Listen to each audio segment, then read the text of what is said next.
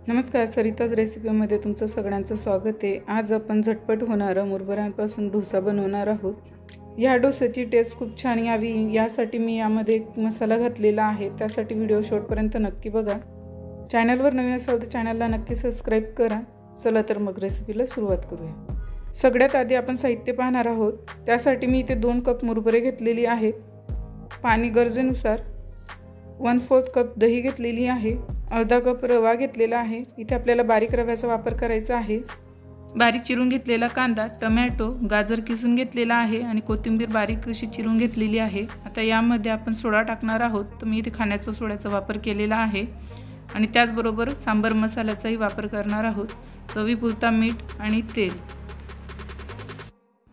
आता मी इथे मिक्सर जारमध्ये मुरमुऱ्यांना टाकून घेणार आहे। आता यामध्ये आपल्याला रवा घालून घ्यायचा आहे। आता यामध्ये आपल्याला दही घालून घ्यायची आहे। आता आपण यामध्ये अर्धा कप पाणी घालून घेणार आहोत। आधी आपल्याला अर्धा कपच पाणी यामध्ये घालायचं आहे आणि याला बारीक करून घ्यायचं आहे। थोडंसं फिरवल्यानंतर मी परत यामध्ये अर्धा कप पाणी घालून घेणार आहे। तर तुम्ही इथे पाहू शकता छान अशी बारीक पेस्ट मी तयार करून घेतलेली आहे। आता आपण याला एका भांड्यात काढून घेणार आहोत। सगळं बॅटर मी या भांड्यामध्ये टाकून घेतलेलं आहे। आता मिक्सरच्या भांड्याला लागलेलं जे बॅटर आहे यामध्ये आपण थोडंसं पाणी घालून हे यामध्ये टाकून घेणार आहोत। आता या बॅटरला आपल्याला व्यवस्थित एकजीव करून घ्यायचं आहे। पाहू शकता हे बॅटर जास्त पातळही नाही आणि घट्टही नाही, आपल्याला अशा पद्धतीचं बॅटर हवं आहे। आता यामध्ये आपण सगळे चिरून घेतलेल्या भाज्या घालून घेणार आहोत। यामध्ये तुम्हाला ज्या भाज्या आवडत असतील त्या भाज्यांचा तुम्ही वापर करू शकता। मी इथे कांदे, टोमॅटो, गाजर आणि कोथिंबीरचा वापर केलेला आहे।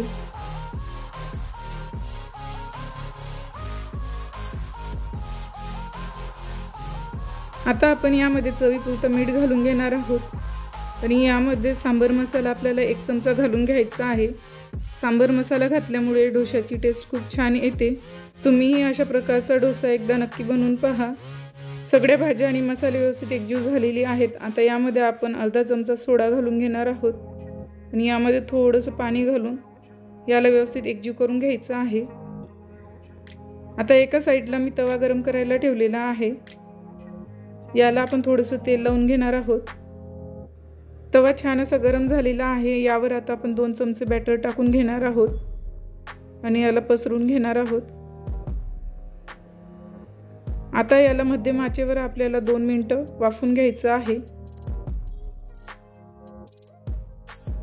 पाहू शकता वरची बाजू छान अशी कोरडी झालेली आहे। आता आपण याला परतून घेणार आहोत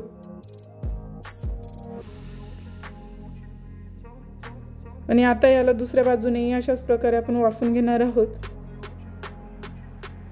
तर तुम्ही इथे पाहू शकता खूप छान जाडी अशी या डोशाला आलेली आहे। खूप झटपट हा डोसा तयार होतो।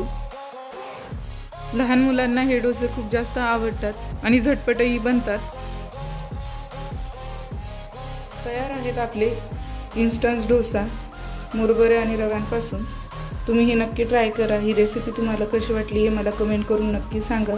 माझ्या चॅनलवर नवीन असेल तर माझ्या चॅनलला नक्की सबस्क्राइब करा। व्हिडिओ आवडला असेल तर व्हिडिओला लाईक करा।